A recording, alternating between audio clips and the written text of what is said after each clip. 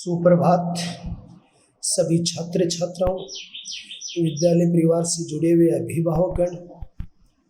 इस विद्यालय संस्था परिवार के प्रति हमेशा एक श्रेष्ठ मार्गदर्शन और श्रेष्ठ उन्नति के शिखर पर पहुंचाने की एक अच्छी विचारधारा रखने वाले सभी बंधुओं का मैं बाल साधना की इस ऑनलाइन क्लास में हार्दिक अभिनंदन करता हूं, स्वागत करता हूं और आपका बार बार रूप से आपको आमंत्रित करता हूं सुझावों के लिए कि हम आगामी दौर पर अच्छा सुधार कर सकें और बच्चों का अच्छा विकास कर सकें।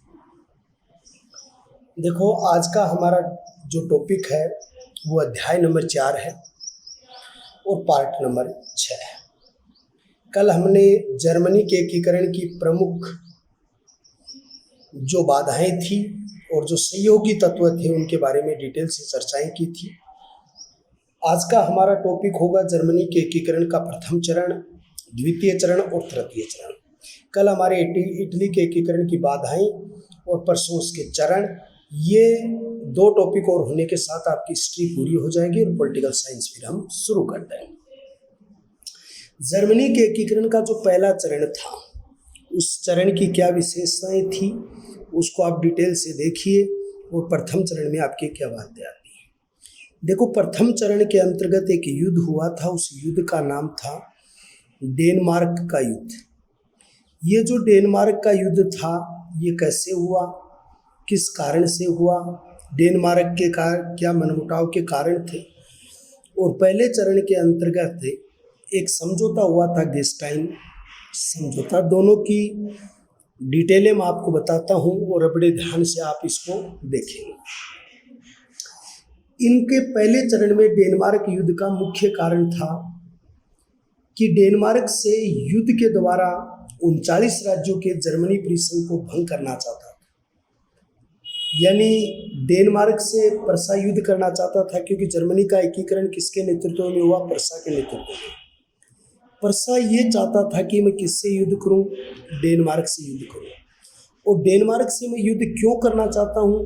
क्योंकि उस समय जर्मनी के एकीकरण में जो 39 राज्यों का परिसंघ बना था, उस 39 राज्यों के परिसंघ का मैं क्या करना चाहता हूं?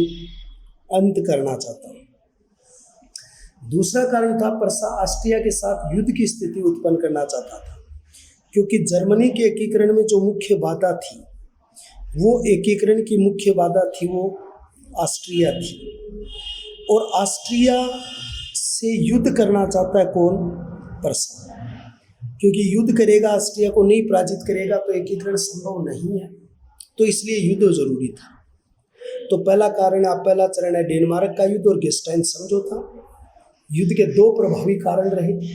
डेनमार्क युद्ध से प्रसा ये चाहता था कि 39 राज्यों का परिसंघ था उनका अंत हो और एक जर्मनी राज्य बने। और प्रसा ऑस्ट्रिया के साथ युद्ध की स्थिति उत्पन्न करना चाहता था, क्योंकि उसके एकीकरण की सबसे बड़ी बाधा थी वो ऑस्ट्रिया थी। डेनमार्क और प्रसा के मध्य सेल्स्विंग और होलिस्टीन नाम की दो रियासत थी। किन किन के मध्य? तो एक तरफ आप एक नाम लिखोगे डेनमार्क और दूसरी तरफ आप नाम लिखोगे प्रसा।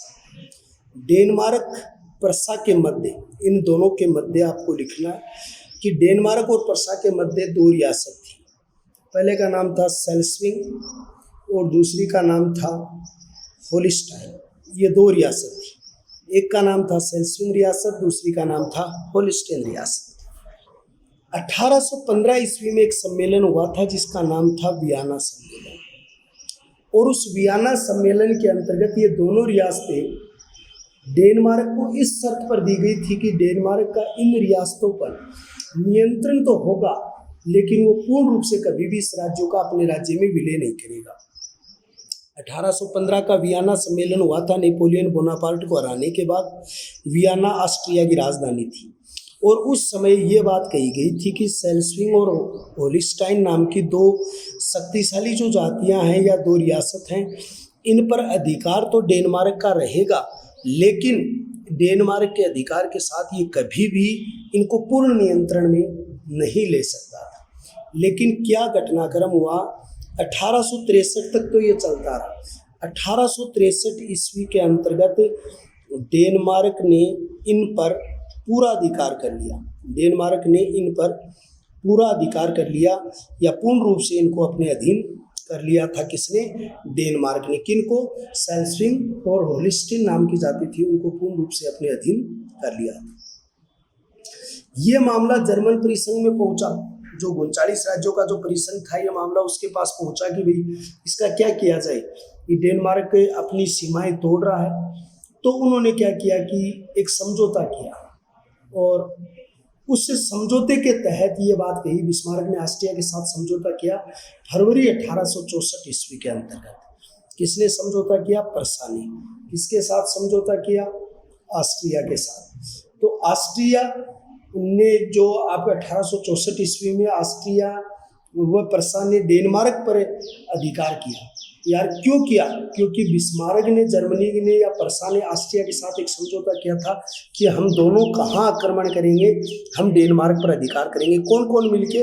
पर्सा प्लस ऑस्ट्रिया, या कह सकते हो जर्मनी प्लस ऑस्ट्रिया। इन दोनों ने समझौता कब किया था? फरवरी सन 1864 ईस्वी को किया। क्या किया कि हम दोनों मिलकर कहाँ आक्रमण करेंगे? डेनमार्क पर करेंगे। क्यों? क्योंकि डेनमार्क ने इन जातियों को पूर्ण रूप से अपने अधीन कर लिया। इस बात को लेकर उन्होंने वहां पर क्या कर दिया? अटैक कर दिया। इस युद्ध में डेनमार्क क्या हो गया? पराजित हो गया, यानी उसकी पराजय हुई। जब उसकी पराजय हुई तो उसने एक संधि की, या उसने एक संयुक्त रूप से एक संधि की दोनों ने डेनमार्क के साथ, और उस संधि का नाम था वियना संधि। वियना संधि के द्वारा क्या शर्तें तय हुई? पहले नंबर की शर्त देखो, सेल्स्विंग और होलिस्टीन नाम की दोनों जातियां डेनमार्क ने किनको दे दी? पर्सा प्लस ऑस्ट्रिया को दे दी। कौन सी दो जातियां? ये जो सेल्स्विंग और होलिस्टीन नाम की जो रियासत थी, या आप इसको जाति कह सकते हो, ये रियासत किसको दे दी? पर्सा प्लस दूसरा इसके साथ युद्ध कौन लड़ रहा? ऑस्ट्रिया को दे दी थी। किसने दे दी थी? डेनमार्क ने दे दी कि भाई इन दोनों पर आप जो निर्णय लोगे वही निर्णय होगा। लेकिन कुछ समय बाद में क्या हुआ कि पर्सा और ऑस्ट्रिया की तो आपस में ये तो कटु सत्र थे, इनके स्वार्थ थे, इनको एक जगह ला रहा था, बाकी ऑस्ट्रिया जर्मनी के एकीकरण के पक्ष में नहीं था। तो पर्सा और ऑस्ट्रिया के बीच में मनमुटाव शुरू हो गया। तो जब मनमुटाव शुरू हुआ तो 14 अगस्त सन 1865 ईस्वी को ऑस्ट्रिया और पर्सा में एक समझौता हुआ। ऑस्ट्रिया प्लस पर्सा, यानी दोनों राष्ट्रों में। पहले तो दोनों एक होकर इन्होंने डेनमार्क को हराकर ये दोनों जातियां ले ली या रियासत ले ली। अब दोनों के बीच भी तो मनमुटाव था, इसलिए 14 अगस्त सन 1865 ईस्वी को ऑस्ट्रिया और पर्सा दोनों के बीच एक समझौता हुआ था, और उस समझौते का नाम था गेस्टाइन समझौता। कौन सा समझौता हुआ था? गेस्टाइन समझौता हुआ था, और ये हुआ 14 अगस्त सन 1865 ईस्वी को ये समझौता हुआ। इसमें 4 शर्तें तय हुई। पहली शर्त, यानी पहली रियासत जो थी सेल्स्विंग जो रियासत थी वो पर्सा को दे दी। सेल्स्विंग रियासत पर्सा को मिल गई, पर्सा को मिल गई। और होलिस्टाइन रियासत ऑस्ट्रिया को दे दी। कौन सी रियासत? होलिस्टाइन। होलिस्टाइन जो है वो किसको दे दी थी? ऑस्ट्रिया को। ऑस्ट्रिया को प्राप्त हुआ था। तो सेल्स्विंग रियासत थी वो पर्सा को मिलेगी, होलिस्टाइन है वो किसको दे दी गई? ऑस्ट्रिया को दे दी। नंबर 3, लोवेनबर्ग जो क्षेत्र है वो लोवेनबर्ग प्रथा जो था वो पर्सा ने खरीद लिया। पर्सा ने खरीद लिया। दोबारा देखिए, सेल्स्विंग रियासत किसको दे दी? पर्सा को। होलिस्टाइन किसको दे दी? ऑस्ट्रिया को। लोवेनबर्ग बंदरगाह जो था वो किसने खरीद लिया? पर्सा ने खरीद लिया। और कील बंदरगाह था वो किसको प्राप्त हो गया? बंदरगाह ऑस्ट्रिया को प्राप्त हो गया। इस तरीके से इस समझौते में ऑस्ट्रिया प्लस जो पर्सा थे उन्होंने अपने अपने अधिकार क्षेत्र बांट लिए। सेल्स्विंग रियासत पर्सा को मिल गई, होलिस्टाइन ऑस्ट्रिया को प्राप्त हो गई, लोवेनबर्ग बंदरगाह पर्सा ने खरीद लिया, और कील बंदरगाह ऑस्ट्रिया के पास रह गया। इस तरीके से पहला चरण पूरा हो गया, और ये चरण क्या कहलाया? यानी जो डेनमार्क का युद्ध आप कह सकते हो, और गेस्टाइन समझौते के तहत। होलिस्टाइन में जर्मन लोग बड़ी संख्या में थे। अब देखो द्वितीय चरण की रूपरेखा बनेगी, वो कैसे बनेगी? होलिस्टाइन जो एक जाति आप कह सकते हो होलिस्टाइन जो क्षेत्र था, उसमें होलिस्टाइन में जर्मन लोगों की संख्या बड़ी थी। जर्मन लोग बड़ी संख्या में थे। क्या थे भाई? बड़ी संख्या में थे। होलिस्टाइन में जर्मन लोग क्या थे? बड़ी संख्या में थे। इस तरह से इस समझौते द्वारा प्रसा ऑस्ट्रिया के साथ युद्ध की स्थिति उत्पन्न करना चाहता था। अब ये चाहता था प्रसा, क्योंकि जिसके नेतृत्व में जर्मनी का एकीकरण हो रहा था, ये बड़ी रियासत थी, और प्रसा ये चाहता था कि जो होलिस्टाइन लोग हैं उनमें जो जर्मन लोग ज़्यादा, अगर उनको मैं भड़का दूं तो ऑस्ट्रिया प्लस प्रसा के बीच में क्या हो जाएगा? युद्ध हो जाएगा। और जब दोनों के बीच युद्ध होगा तो सबसे बड़ा कटर तो जर्मनी एकीकरण का वो ऑस्ट्रिया ही है। तो अगर मैं ऑस्ट्रिया को हरा दूंगा इस क्षेत्र में, तो मेरा आगे का जो रास्ता है वो प्रशस्त हो जाएगा, या मुझे आगे किसी प्रकार की दुविधा का सामना नहीं करना पड़ेगा। तो अब द्वितीय चरण की रूपरेखा यहाँ से बनी कि होलिस्टाइन में जर्मन लोग ज़्यादा थी, प्रसा उनको भड़का रहा था। वो चाहता था कि मैं ऑस्ट्रिया के विरुद्ध युद्ध की स्थिति उत्पन्न कर दूं, और हमारे बीच जब युद्ध होगा तो उस युद्ध के अंतर्गत मैं ऑस्ट्रिया को हरा दूंगा। ऐसी सोच किसकी थी? प्रसा की। अब क्या हुआ कि यहाँ पर द्वितीय चरण शुरू हुआ। तो इस क्रम के अंतर्गत द्वितीय चरण का कार्य जो था वो शुरू हुआ। ऑस्ट्रिया के साथ युद्ध हुआ। यहाँ पर किस किस के बीच में युद्ध हुआ? ऑस्ट्रिया के साथ, ऑस्ट्रिया प्लस प्रसा के साथ युद्ध हुआ। क्यों हुआ? क्योंकि होलिस्टाइन में जो जर्मन लोग थे उनको भड़का दिया किसने? प्रसा ने। अब युद्ध हुआ। इस युद्ध को क्या कहते हैं? सेडावा का युद्ध प्लस 7 सप्ताह का युद्ध। इसको इतिहास में 2 नाम से जानते हैं, 7 सप्ताह का युद्ध और सोडावा का युद्ध। किस किस के बीच में हुआ? ऑस्ट्रिया व प्रसा के बीच युद्ध हुआ, 7 सप्ताह का युद्ध या सोडावा का युद्ध। इसमें 2 शर्तें तय हुई। पहली शर्त देखिए, इस युद्ध के 2 कारण रहे। पहला कारण देखिए, जोल्वेराइन के कारण प्रसा वह जर्मन राज्य इंग्लैंड के नजदीक आ रहे थे। इस कारण ऑस्ट्रिया प्रसा से क्या था? नाराज था। इस युद्ध का पहला कारण क्या था कि जो एक आर्थिक संगठन था, और उस आर्थिक संगठन का नाम था जोल्वेरिन। ये जो जोल्वेरिन संगठन था, आर्थिक संगठन था, इस जोल्वेरिन संगठन के कारण यानी जो जर्मन राज्य थे वो किसके नज़दीक आ रहे थे? जर्मन राज्य इंग्लैंड के नज़दीक आ रहे थे। और जब ये इंग्लैंड के नज़दीक आ रहे थे तो इस बात से नाराज़ था कौन? ऑस्ट्रिया इससे नाराज़ था कि प्रसा को जोल्वेराइन संगठन के माध्यम से, या जर्मन को या प्रसा, एक ही चीज़ है दोनों, जर्मन और प्रसा, तो इनको एकीकरण इंग्लैंड के नज़दीक नहीं जाना चाहिए। इस बात से वो बिल्कुल क्या था? नाराज़ था।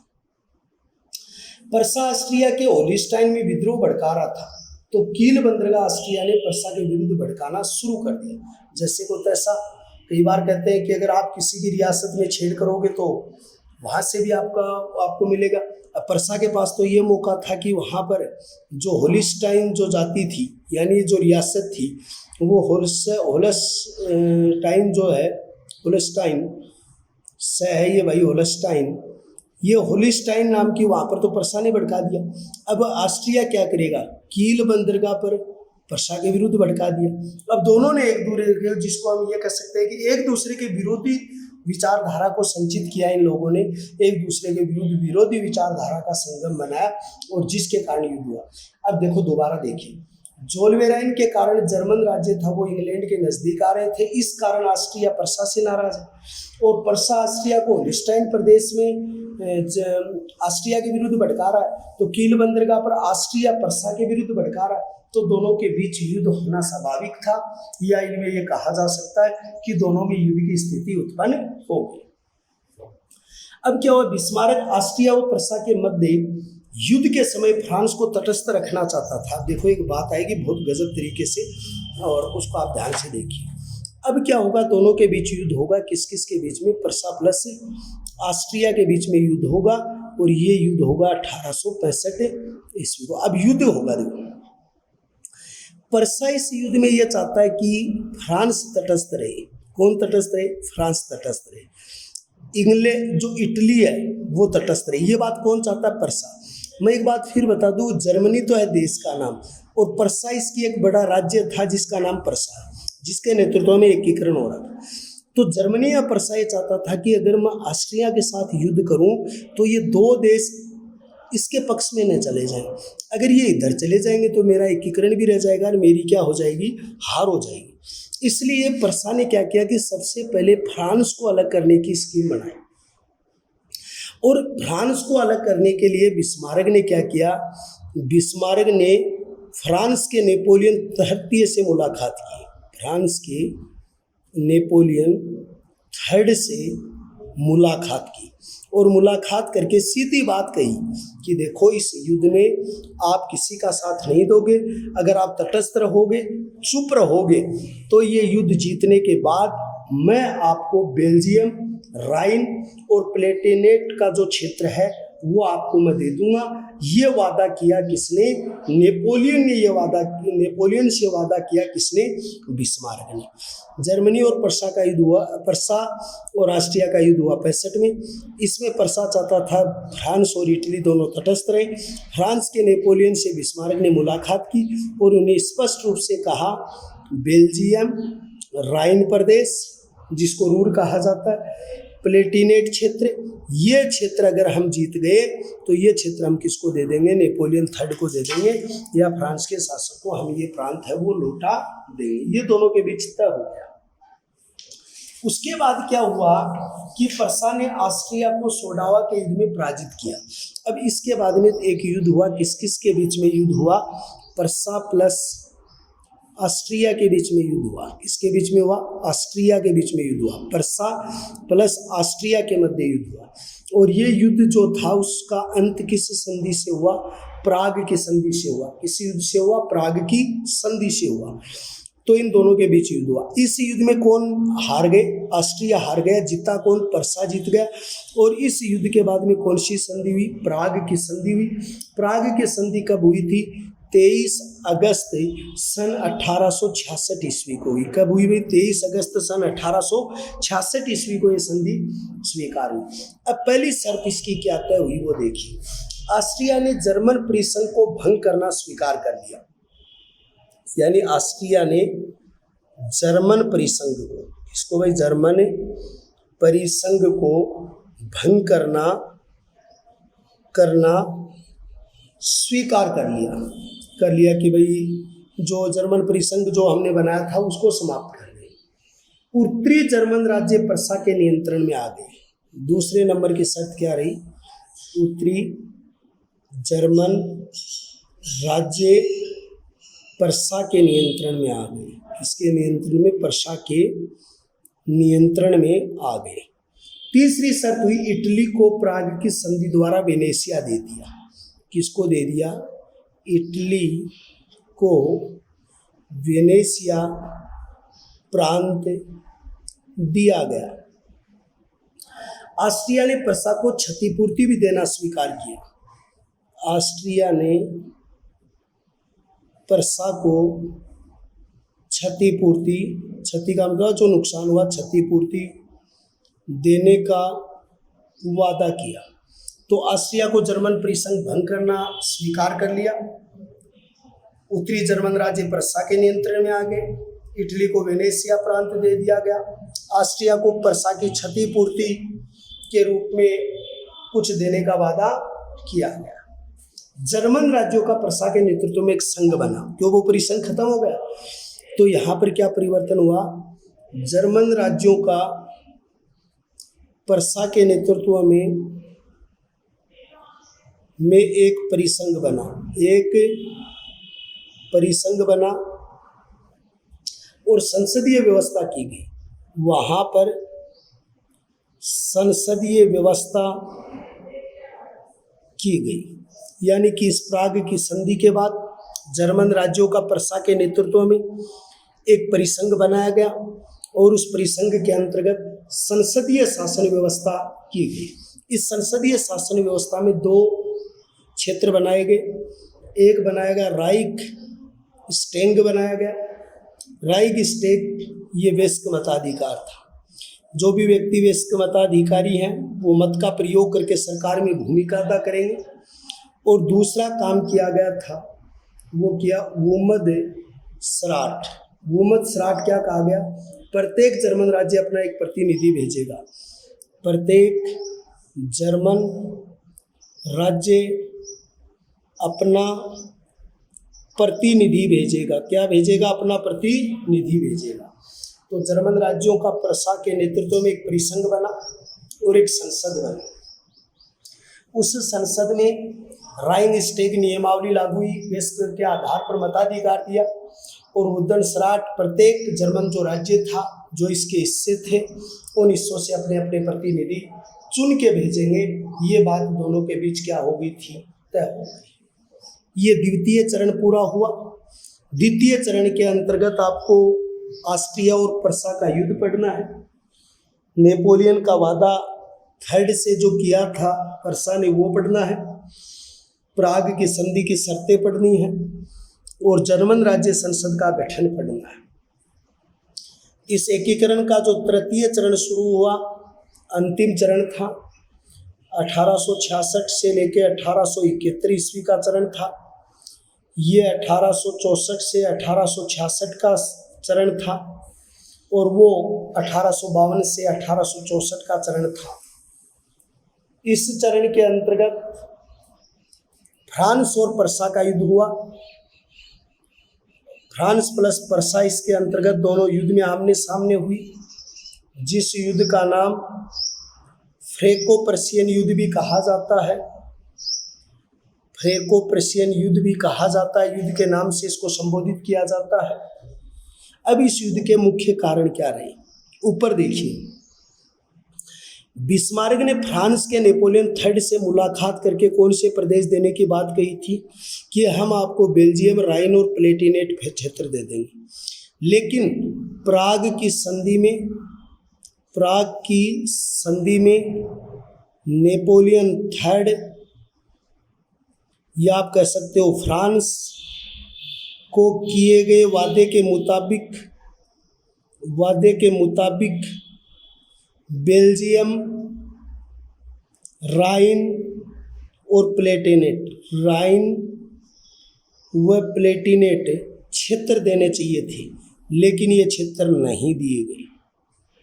यानी प्राग की संधि में नेपोलियन थर्ड को, आप कह सकते हो फ्रांस को, किए गए पूर्व वादे के मुताबिक बेल्जियम, प्लेटिनेट और राइन प्रदेश देने थे, लेकिन प्राग की संधि में प्रसा ने इन्हें ये नहीं दिए। और नहीं देने का मतलब है इन्होंने वादा खिलाफी की।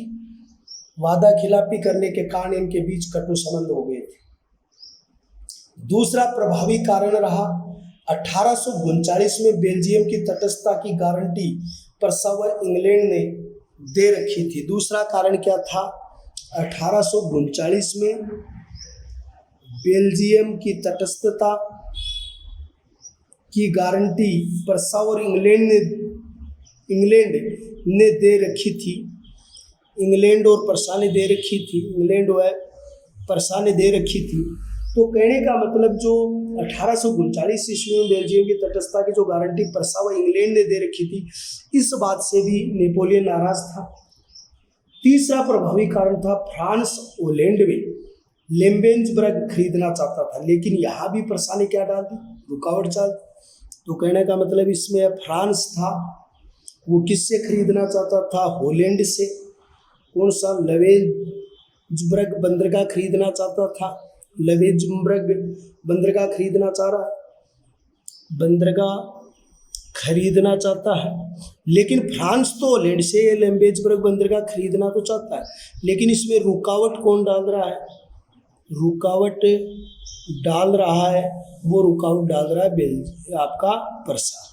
तो पहला कारण तो ये रहा, प्राग की संधि में नेपोलियन से ये वादा हुआ था कि हम आपको ये 3 प्रदेश दे देंगे, नहीं दी।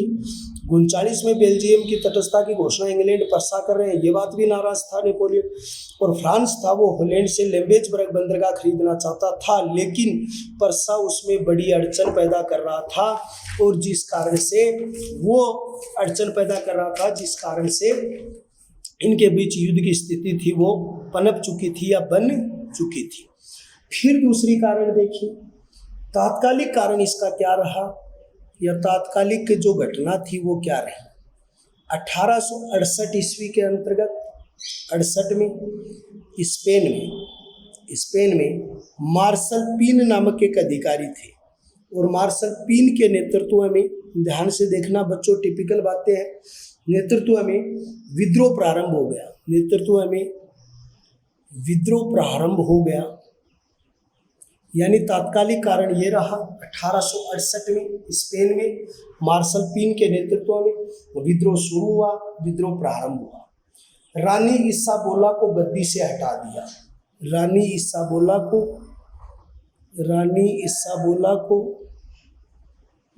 को गद्दी से हटा दिया गया था। जब रानी इसाबेला को जब गद्दी से हटा दिया गया तो ये एक अंतर्राष्ट्रीय स्तर का घटनाक्रम बन चुका था। 15 जुलाई 1870 को परसा व फ्रांस में युद्ध प्रारंभ हुआ इस घटना को लेकर, क्योंकि स्पेन का सहयोग फ्रांस ने किया। 1868 में स्पेन ने मार्शल पीन के नेतृत्व में विद्रोह हुआ, रानी बेला को हटा दिया, फ्रांस ने इसका पक्ष लिया। इसी कारण से प्रभावित होकर 15 जुलाई 1870 ईस्वी को दो प्रधान राष्ट्रों में युद्ध हुआ, परसा व फ्रांस के मध्य युद्ध प्रारंभ हुआ। जर्मन सेनाओं ने तीनों ओर से आक्रमण किया। विसेनबर्ग, गुरलाउट के युद्धों में फ्रांस की पराजय हुई। दो प्रधान युद्ध हुए परसा और इनके बीच, और उन दोनों प्रधान युद्धों का नाम है विसेनबर्ग, एक तो ये इसका नाम है, और दूसरा है जो है ग्रौलाट, ये इस युद्ध है। और ये दो युद्ध हुए किस किस के बीच? फ्रांस और परसा के मध्य युद्ध हुए। और इन दोनों युद्धों में कौन हार गया? फ्रांस हार गया था या फ्रांस की पराजय हुई। तो पराजय किसकी हुई? तो पराजय के अंतर्गत फ्रांस की पराजय हुई। 2 सितंबर 1870 को परसा के सेनापति बॉन मोल्टेक ने फ्रांसीसी सेना को पूर्ण रूप से पराजित किया। अंतिम समय की लड़ाई कब थी? तब आप लिखोगे 2 सितंबर 1870 को हुई, जिसमें परसा के सेनापति बॉन मोल्टेक ने फ्रांसीसी सेना को पूर्ण रूप से परास्त किया। 2 सितंबर 1870 को परसा के सेनापति बॉन मोल्टेक ने फ्रांसीसी सेना को पूर्ण रूप से पराजित कर दिया गया। इस पराजय के बाद 18 जनवरी सन 1871 एक सम्मेलन हुआ वर्साय के महल में, और वर्साय के महल में जर्मनी के राजा बनाए गए किसको? विलियम प्रथम को जर्मनी का राजा बनाया गया। राज्याभिषेक हुआ और 28 फरवरी सन 1871 को फ्रैंकफर्ट की संधि हुई, और फ्रैंकफर्ट की संधि में जर्मनी का पूर्ण एकीकरण हुआ।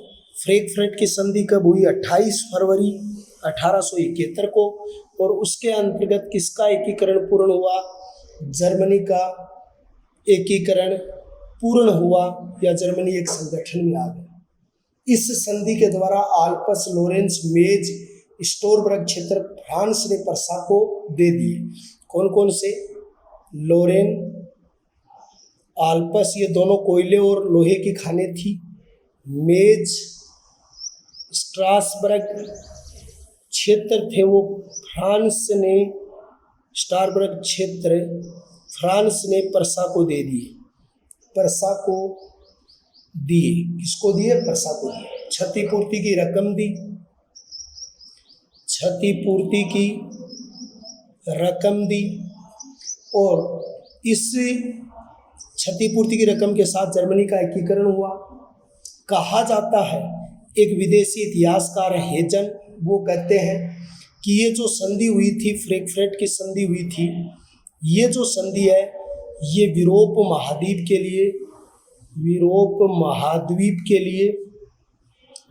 लिए रीसने वाला फोड़ा सिद्ध हुआ। क्या हुआ? रीसने वाला फोड़ा सिद्ध हुआ था। ये बात किसने कही? हेजन ने कही कि फ्रैंकफर्ट की संधि यूरोप महाद्वीप के लिए रीसने वाला जो फोड़ा था वो सिद्ध हुआ था। ये बात उनके द्वारा कही गई थी। प्रिय विद्यार्थियों, जर्मनी का टॉपिक पूरा हो गया। दोबारा आपको बता दो, पहला युद्ध हुआ डेनमार्क का युद्ध और गेस्टाइन समझौता। युद्ध का कारण परसा 39 राज्यों का परिसंघ का अंत करना चाहता है और जर्मनी एकीकरण चाहता है। ऑस्ट्रिया और दोनों ने मिलकर यानी डेनमार्क के युद्ध की घोषणा की। डेनमार्क ने पहले यह वादा किया था कि सेल्सविंग और होल्स्टीन नाम की जातियां हैं जो उसे 1815 में वियना समझौते में मिली थी, उस पर केवल उसका अधिकार होगा, पूर्ण नियंत्रण नहीं होगा। उसने पूर्ण नियंत्रण कर लिया। दोनों ने आक्रमण किया। वियना की संधि में जो 1864 ईस्वी में हुई वो दोनों प्रांत इनको मिल गए। फिर दोनों में मनमुटाव होना शुरू हो गया। तो यानी प्रसा ने सेल्सविंग ले ली, ऑस्ट्रिया ने होल्स्टीन ले ली। लॉयड्सबर्ग बंदरगाह प्रसा ने खरीद लिया, कील बंदरगाह ऑस्ट्रिया ने खरीद लिया। दोनों अलग अलग हो गए। किससे? 14 अगस्त 1865 गेस्टाइन समझौते से। फिर दोनों जातियों में क्या हुआ? होल्स्टाइन जर्मन लोग ज्यादा थे तो उनको प्रसा ने भड़काया, ऑस्ट्रिया के विरुद्ध युद्ध की घोषणा कर दी। ऑस्ट्रिया के दोनों के बीच युद्ध का कारण एक तो जोलवेराइन संघ था और एक जो ऑस्ट्रिया ने तो विद्रोह करवाने शुरू कर दिए थे कील नामक बंदरगाह पर, और उसने विद्रोह कर दिए थे होल्स्टाइन प्रदेश में। फिर नेपोलियन से वादा करके उसको अलग किया। दोनों के बीच युद्ध हुआ, प्राग की संधि। फिर जर्मन में 2 राइनबेग और बुदेनवार्ट बने।